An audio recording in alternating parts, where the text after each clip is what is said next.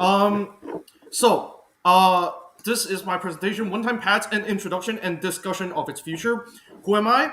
I am a very paranoid electronics hobbyist who is into privacy and anonymity, and you can contact me here on Matrix, as seen in this on this Matrix address. TLDR, what the hell is one-time pad encryption? It is the only method that cannot be broken for the rest of time when you use it correctly. And like I said, it is future proof to advances in cryptanalysis, computation, and mathematics. And it has been used in practice to secure extremely sensitive information with very long shelf life. A brief history.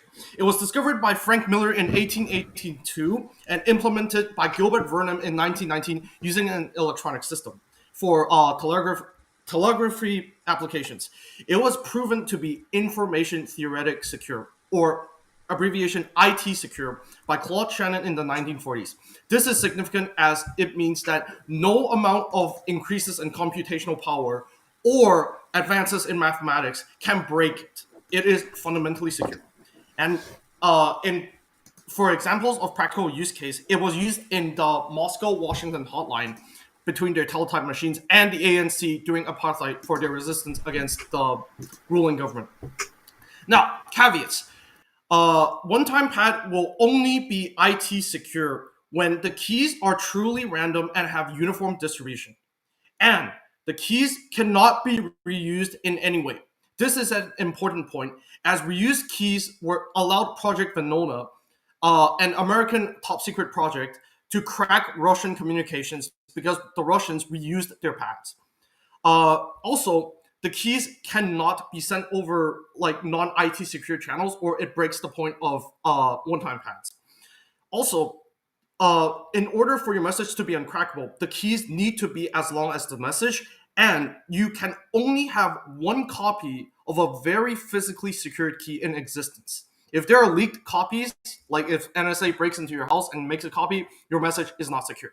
And you need to destroy your keys immediately after you encrypt or decrypt a message. Also, a few more caveats. One-time pad cannot provide message authentication or provide tamper resistance. If someone messes with your ciphertext, you cannot detect that. Simple. Well, you can, but not in a strict mathematical sense. Also, it cannot prevent an untrustworthy party from leaking your secrets. Now, I'm going to skip over all the technical shit because we have limited time. So there are a few tips and tricks I would like to say. First, do not fuck up your pad generation by adding or multiplying the results when using dice to generate. That is a pitfall I fell for. It will generate non-uniform results.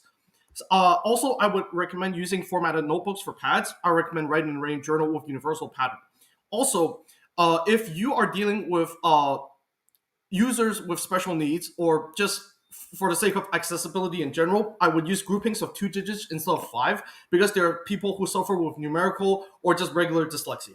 Also, I would recommend using 6D20s to generate the pads. It has the least overhead for mental effort to remember a string of digits, and also the least overhead time between looking at the numbers and copying. Also, same goes for copying pads right after you generate. So, pros and cons. As said, it is unbreakable when used correctly, and it can secure sensitive information that must stay secret for a long time. See the shelf life. But cons, it is very time consuming without automated pad generation or encryption decryption. And keys must be exchanged securely, or everything is moot. Also, the keys must be kept under strict lock and key, or someone can break in and just steal your stuff. So, discourse on OTPs. Many think it's not practical because of the key exchange problem and various snake oil implementations by slimy vendors, basically saying, "Oh, like I'm going to and one-time pad encrypt a symmetric key and use that symmetric key to derive a message." No, that is not one-time pad. Uh, I would argue this is not relevant to our application because we are enforcing a correct implementation of one-time pad.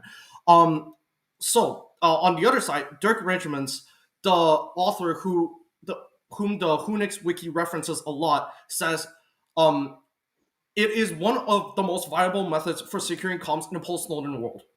Uh, in in a post-Snowden, well, we'll move on to next slide, but in one of his blog posts, it was mentioned that it is a engineering problem instead of a cryptography problem. My personal opinion, yes, I agree.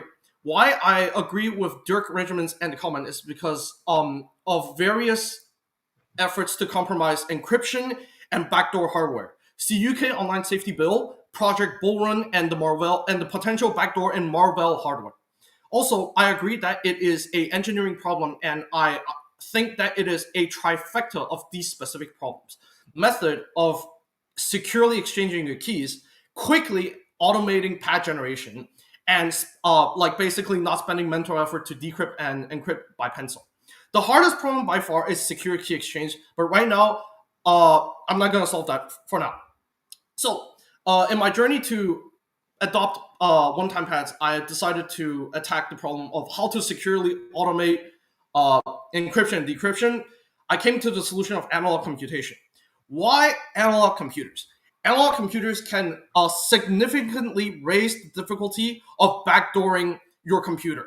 A lot of the existing hardware backdoors are digital, and it basically using analog can sidestep this issue.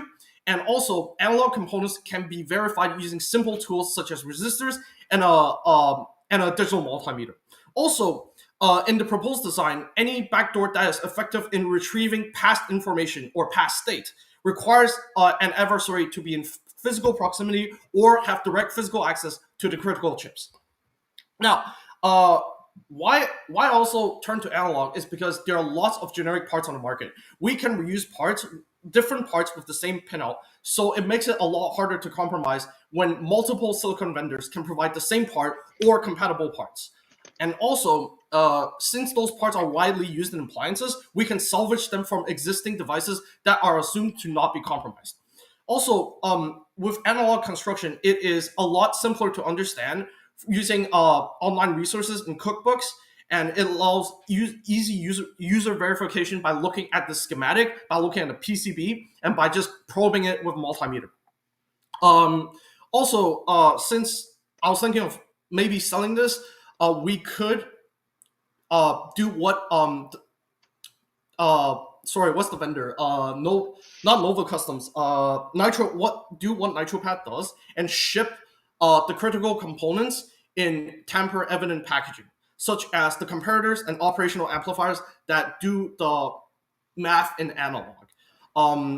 Also, since I'm here, I will also like some feedback on if there is demand for this, as I can optimize costs to drive. I can optimize the amount of materials I buy to drive down costs and rely on economies of scale to provide a cheap and usable model. Potential challenges to the analog computer. If there's no demand, I cannot rely on economies of scale, and the precision components are quite expensive. One resistor is $1, when other resistors are like few cents, like a fraction of a cent. Also, in order to assemble all of the components, a lot of times you need to rely on online vendors like DigiKey, Mauser, or or Farnell, because there are not a lot of brick and mortar stores that sell the necessary precision components around the world. Also, availability in third world countries might be an issue due to purchasing power, and also just not being catered to due to historical and geopolitical reasons.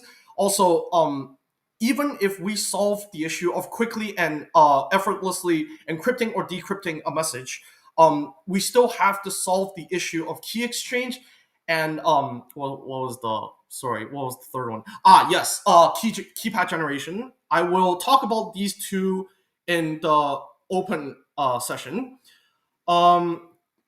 Also, unknown unknowns. After the project is published, governments or high-level targeting entities can come up with novel attacks against the design of this of the analog computer. And also, in the first few revisions, there might be pitfalls and flaws, such as not enough shielding or not applying low-pass filtering to prevent transmission of the previous state or critical data out from the device. And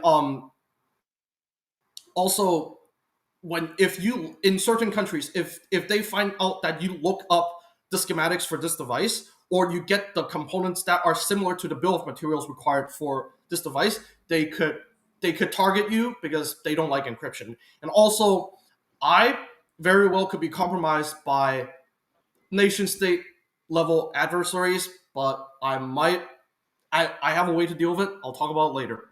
Conclusion: OTPs are provably secure, but quite unwieldy due to key exchange issues and key storage issues. I propose that we can use analog computing to automate one aspect of using OTPs, and that is encrypting and decrypting the message, so you don't need to spend mental effort. Further research is required. I would very much like feedback from the community to help the mass adoption of one-time pads. And key exchange is a problem that we need to solve. Please do not crucify me. I did not properly cite everything in like APA, MLA, or some academic format. I threw this together in 3 hours, and here are the references. I will upload the slides to the Matrix server later, so you can look over the resources yourself. Yeah, that is it. Is there anything else? If not, we will move to Q&A session.